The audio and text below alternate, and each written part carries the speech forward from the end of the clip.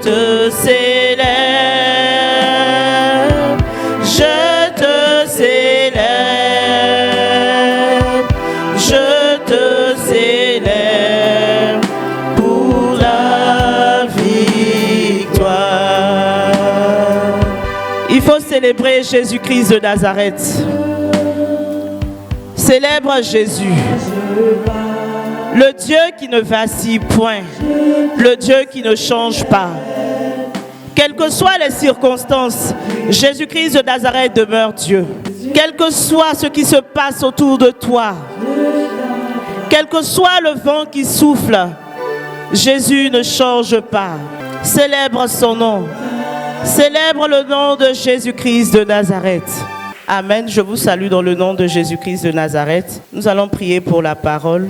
Père, prends le contrôle de ce temps d'échange. Parle à nos cœurs, éternel, mon Dieu. Nous sommes là, Seigneur, pour recevoir de toi des instructions. Guide-nous, Seigneur, mon Dieu, dans notre marche avec toi. Donne-nous, ô Père, d'être des modèles au milieu de notre génération. Oui, éternel, mon Dieu, nous voulons proclamer ta parole. Équipe-nous, Seigneur.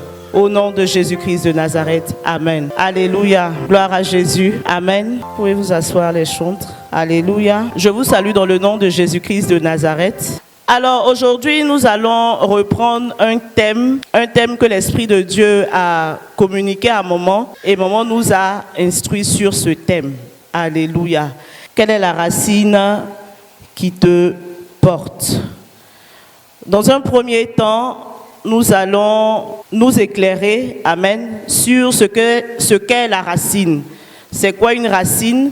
Quand on dit vraiment cet arbre a des racines qui sont dans la terre, alléluia, on dit racine, c'est quoi exactement la racine?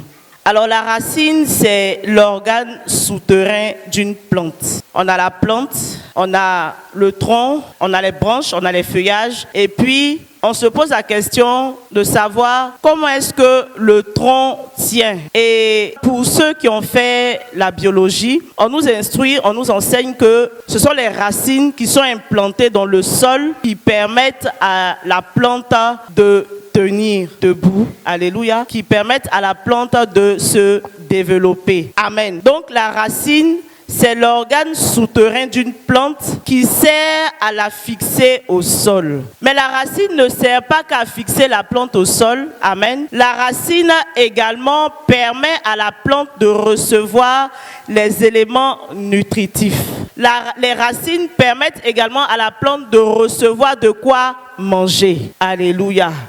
Une plante s'accroît, une plante grandit, une plante se développe, son feuillage est de plus en plus vert lorsque ses racines sont implantées dans le sol et que ces racines lui communiquent les éléments nécessaires pour son épanouissement. Alléluia. Quelle est la racine qui te porte? Enfant de Dieu, AEC, quelle est la racine qui te porte? Quand on te voit, alléluia, quand on voit ton aspect physique, on se pose la question de savoir qui est derrière toi. C'est comme ça qu'on dit de façon terre à terre en Côte d'Ivoire. Amen. Quand on voit une personne qui brille, on dit mais vraiment celle-là brille. Elle brille bien là. Je me demande qui est derrière elle. Alléluia. Quelquefois même tu fais rien de spécial. Tu as porté tes petites sandales et puis on dit mais tes sandales sont... Oh, tu n'as rien fait. Alléluia. Quelle est la racine qui te porte? Nous allons prendre nos Bibles dans Romains. Romains, le chapitre 11, du verset 18 au verset 19.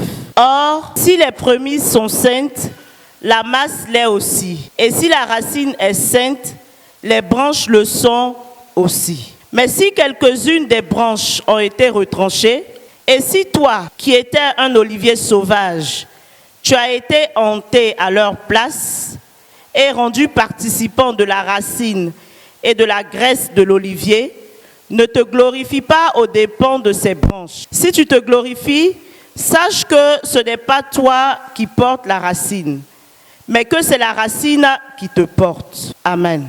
Au début de la création, notre Dieu, le Seigneur Jésus, a jugé bon de faire l'homme selon son image et selon sa ressemblance.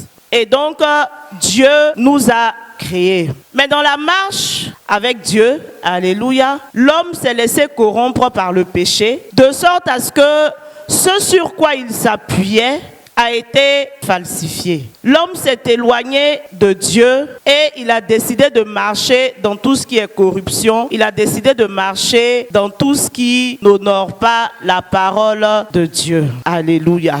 Et le Seigneur, dans son amour, s'est dit, je ne peux pas laisser l'homme comme ça. Aujourd'hui, l'homme qui se tient debout, qui marche, n'est plus fixé sur moi. Et cet homme-là est aujourd'hui vide de sens. Je ne peux pas le laisser comme ça. Parce que à la création, j'avais jugé bon de créer l'homme. Et donc, notre Dieu, le Seigneur, a décidé d'emmener son Fils sur la terre pour pouvoir repartir à nouveau avec l'humanité. Alléluia. Et donc, Dieu a envoyé son Fils Jésus-Christ de Nazareth pour qu'il puisse mourir pour nous. Quand il est mort, on l'a enseveli. Enseveli, ça veut dire quoi? Quand il est mort, on l'a enterré. Et quand on se réfère à la définition de la racine, alléluia, on a dit que la racine est l'organe souterrain. Quand tu es enterré en dessous. Alléluia. Tu es enterré en dessous. Et donc Christ, dans son amour pour l'humanité, dans son amour pour moi, dans son amour pour toi, a décidé de venir rétablir la communion en acceptant de se faire enterrer. Pour que ton tronc, pour que ta personne qui est vacillante soit fixée. Alléluia. Gloire à Jésus. Christ, la Bible déclare que car Dieu a tant aimé le monde. Alléluia. Ça dit malgré la méchanceté, Dieu a dit, je ne peux pas laisser l'homme comme ça. Parce que si je l'ai laissé, dès qu'il y aura un petit vent, alléluia, dès qu'il y aura une petite situation, cet homme-là va vaciller. Or, quand un arbre est implanté de par ses racines dans la terre, quel que soit le vent, quelle que soit la tornade, cet arbre-là demeure ferme. Quel est l'organe qui te porte? Alléluia. Tu peux être dans la maison de Dieu. Quand on dit alléluia, tu dis alléluia. Quand on chante, tu chantes. Amen. Quand on dit voilà la piste du Saint-Esprit, il faut danser, tu danses. Amen. Quelquefois même tu danses plus que les autres. Mais quand tu t'assois et que tu fais une introspection, quelle est la racine qui te porte? Est-ce que le fait que Christ soit mort pour toi, il a bien fait? Le fait qu'il ait accepté de devenir l'organe souterrain de ta vie, est-ce que Christ a bien fait? Quel est l'organe qui te porte? Gloire à Jésus. Christ veut que tu reflètes son image. Parce que quand on plante quelque chose, si par exemple on sème un oranger pour devenir des oranges, alléluia, la racine qui va alimenter l'oranger doit pouvoir produire des oranges délicieuses. Alléluia. Gloire à Jésus. Quand on te voit, on ne doit pas avoir besoin de demander de qui tu provient, sur qui tu es fixé. Quelle est la racine qui te porte? Nous allons lire 1 Corinthiens, le chapitre 11. 1 Corinthiens, chapitre 11, à partir du verset 1er. Soyez mes imitateurs comme je le suis moi-même de Christ. Ici, c'est Paul qui parle à l'église de Corinthe. Alléluia. C'est Paul qui parle à l'église de Corinthe. Et Paul reconnaît, amen, qu'il est fixé, que son socle, c'est Jésus-Christ de Nazareth. Amen. Et il exhorte ses fils à l'imiter, lui Paul. Parce que lui-même, Paul, son modèle, c'est Jésus. Amen. La Bible déclare que l'Éternel nous a donné un mandat de faire des nations des disciples. Donc, quand Christ est venu, Christ est mort, Christ a été enterré, Christ est ressuscité, alléluia. Il a laissé des personnes phares, il a laissé des personnes clés pour ne pas que son évangile s'éteigne. Et ces personnes-là ont également pour socle Jésus-Christ de Nazareth. Parce que ces personnes, on va dire, sont les branches que Christ a étendues. Amen. Il a étendu ses branches, alléluia, et il a désigné des personnes pour poursuivre son œuvre. C'est le serviteur de Dieu. Alléluia. Qui est ton socle? Aujourd'hui, il y a plusieurs serviteurs de Dieu. Il y a plusieurs serviteurs de Dieu qui disent proclamer l'évangile, qui disent faire l'œuvre de Dieu. Alléluia. Mais est-ce que est-ce que celui qui t'alimente spirituellement, celui qui te donne la nourriture, est-ce que lui-même, il provient véritablement de Christ? Alléluia. Il y a des choses simples. Tu peux être dans le Seigneur, tu as éprouvé, c'est vrai. Tu n'expérimentes pas encore certaines choses, c'est vrai. Mais tu as l'espérance que tu vas expérimenter ces choses. Parce que tu sais que ton mentor, ton dévancier a pour socle Jésus. Et donc, rien qu'à te voir, on dit cette personne-là brille. Alléluia. Quand tu te regardes dans le miroir, est-ce que toi-même tu sens un éclat? C'est qui ton socle? Qui t'alimente? Amen. Parce qu'aujourd'hui, Jésus n'est plus là. Mais son royaume ne s'est pas éteint. Parce qu'il a des mandataires. Et ces mandataires, ce sont les serviteurs de Dieu. Est-ce que le serviteur, le porteur de l'onction, comme maman nous l'a enseigné, alléluia, est-ce que le porteur de l'onction suit véritablement Christ? Et puis, quelle est l'onction qu'il porte? Pour que quand toi-même tu te regardes dans le miroir, tu as honte de ton visage. Parce que tu vois toujours quelque chose de sombre. Alléluia. Tu peux être noir, c'est vrai. Mais quand toi-même tu te regardes, tu sais que tu shines. Alléluia. Comme le disent les gens de Facebook. On dit non, mais tu shines. Amen. Tu ne mets pas produit. Mais ton noir brille. Alléluia. Quel est le fondement de ta vie? C'est vrai, on va dire des prophéties. On dit c'est le temps où vraiment Dieu veut glorifier son nom dans la vie de tout un chacun de ses enfants de Dieu, de ses enfants. Mais toi-même, quand tu t'assois avec toi-même, quand tu as laissé ton frère, tu as laissé ta soeur, tu as laissé le pasteur, alléluia, et que tu es assis avec toi-même, amen, qui te porte? Il ne s'agit pas de suivre des personnes qui ont les paroles mielleuses. Alléluia. Ça dit, il y a des personnes là. Ça dit, tous les mots là, ils mettent ça ensemble. Quand il a fini de faire sa phrase, toi-même tu es émerveillé. Il parle bien. Mais ce n'est pas de ça qu'il s'agit. Est-ce que quand il parle, c'est sur Christ qu'il est appuyé? Est-ce que c'est sur la parole de Dieu qu'il prend appui? Est-ce qu'il fait ce que Dieu veut? Alléluia. Il y a des serviteurs de Dieu, tu les vois partout. Quel que soit le pays où tu te trouves, tu les connais. Mais est-ce que ces serviteurs-là ont véritablement pour socle Jésus? Et est-ce que c'est ce socle qu'ils communiquent à leur peuple? Nous sommes dans l'ère où nous devons dominer au milieu de nos ennemis. Mais si toi-même tu n'es pas bien fixé, Yadra, si toi-même tu es fixé sur quelque chose qui n'est même pas bien implanté dans le sol pour te nourrir, pour te donner de te développer, Yadra. C'est-à-dire quand on te voit, on dit ouais. Quand bien même tu n'as pas encore les accessoires, quand on te voit, on dit respect. Si à un moment donné tu t'es déplacé, amen, ce n'est pas tard. Tu peux revenir te fixer sur la racine qu'est Jésus-Christ de Nazareth. Alléluia. Il y a des enfants aussi, des chrétiens qui sont dans l'église et puis eux seuls là, ils ont au moins 3 racines. Ça dit finalement eux-mêmes ils ne savent pas. Tout le monde t'alimente. Amen. En tant excès de nourriture exagéré, excès exagéré. Alléluia. Est-ce qu'on voit le pléonasme?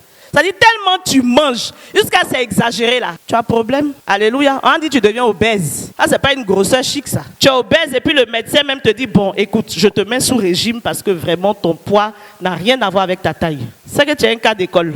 Tu as problème. Alléluia. Il y a des personnes qui ont plusieurs racines. Bon pour le mariage je suis avec le serviteur X.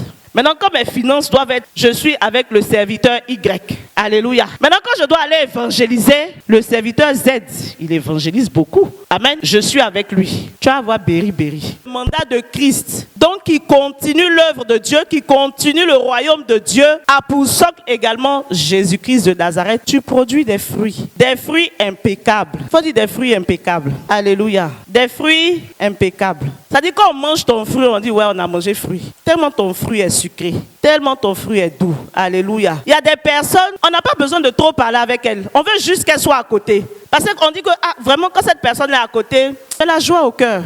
Alléluia. En général, ce sont les hommes qui connaissent mieux ça. Quand ils sont dans la phase de la courtoisie, rien qu'à te voir, alléluia. Rien qu'à te voir, ma nuit est éclairée. Quand tu es à côté de moi, je suis rassasié. Tellement tes fruits sont dangereux. Alléluia. Quel est le fruit que tu portes? Parce que ce fruit-là dépend de la racine sur laquelle tu es implanté. Nous allons lire Psaume, le chapitre 1, du verset 1 au verset 3. Je lis la parole de Dieu. Heureux l'homme qui ne marche pas selon le conseil des méchants, qui ne s'arrête pas sur la voie des pécheurs et qui ne s'assied pas en compagnie des moqueurs, mais qui trouve son plaisir dans la loi de l'Éternel et qui la médite jour et nuit. Il est comme un arbre planté près d'un courant d'eau, qui donne son fruit en sa saison et dont le feuillage ne se flétrit point. Tout ce qu'il fait lui réussit. Alléluia. Et donc quand tu es implanté en Christ, quand tu es implanté véritablement en Christ, alléluia, ton feuillage ne flétrit point. Qu'il y ait sécheresse, alléluia, ou qu'il y ait saison pluvieuse. Amen. Parce que tu es à côté d'un courant d'eau qui te nourrit. Alléluia. Gloire à Jésus. Tu es implanté là où on n'a pas besoin d'un arrosoir pour t'arroser, pour que tu puisses croître. Alléluia. C'est quoi le fruit? Le fruit qui sort de toi. Par ton fruit, tu sauras de quelle racine tu proviens. Alléluia. Il y a des personnes qui ont reçu des prophéties. On dit dans 2 jours, je vois que tu obtiens ci. Mais tellement la personne est nourrie par plusieurs racines. Alléluia, tu ne vois pas. Et puis après, tu t'interroges. Tu accuses le serviteur qui a donné la prophétie. Il y a des gens qui ont un aspect bizarre. Quand ils viennent en Christ, automatiquement, ces personnes-là rayonnent. Mais quand tu as bougé un peu et que tu t'assombris, tu ne produis pas des fruits doux. Tu produis des fruits amers. Et l'arbre donne son fruit à sa saison. À sa saison. C'est vrai qu'à un moment donné, tu as obtenu des choses parce que tu étais à la bonne place. Et puis après, tu te joues les dangereux. Et puis tu vas te faire alimenter par d'autres personnes. Il y a la saison qui arrive. On va voir si les fruits que tu vas produire à la prochaine saison seront aussi succulents. Amen. Nous sommes dans l'ère où nous devons dominer au milieu de nos ennemis. Et donc, pour pouvoir effectivement dominer au milieu de nos ennemis, on doit veiller sur nos vies. Alléluia.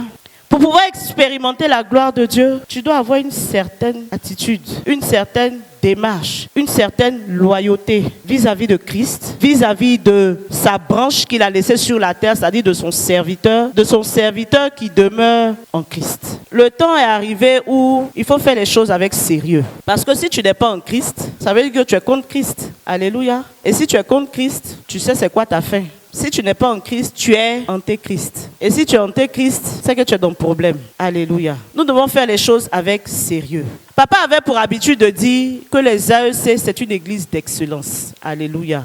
Quel que soit ce dans quoi tu es, on doit pouvoir reconnaître l'excellence en toi. Une chose est sûre, peut-être qu'aujourd'hui, tu ne produis pas tes fruits parce qu'il y a une saison. C'est ce que la Bible nous a dit. Alléluia. Donc même si tu es là et que tu es loyal vis-à-vis de Christ, qui a accepté de se faire enterrer pour toi, et que tu n'as pas encore produit tes fruits, c'est parce que ce n'est pas la saison. Mais toi, demeure dans la loyauté. Il ne faut pas dire à Jésus, tu as mal fait d'être mort pour moi et d'avoir accepté d'être enterré. Parce que quand lui-même il te regarde, il dit non, j'ai gaspillé mon temps. Alléluia. Le temps est arrivé où nous devons faire les choses avec sérieux. On doit pouvoir produire de bons fruits. On doit pouvoir briller au milieu des gens de notre génération. Alléluia. On doit être des personnes distinguées. On doit être des personnes ressources. Quand on dit il y a problème, on dit non. Quand on appelle telle personne des AEC, alléluia, le problème est résolu.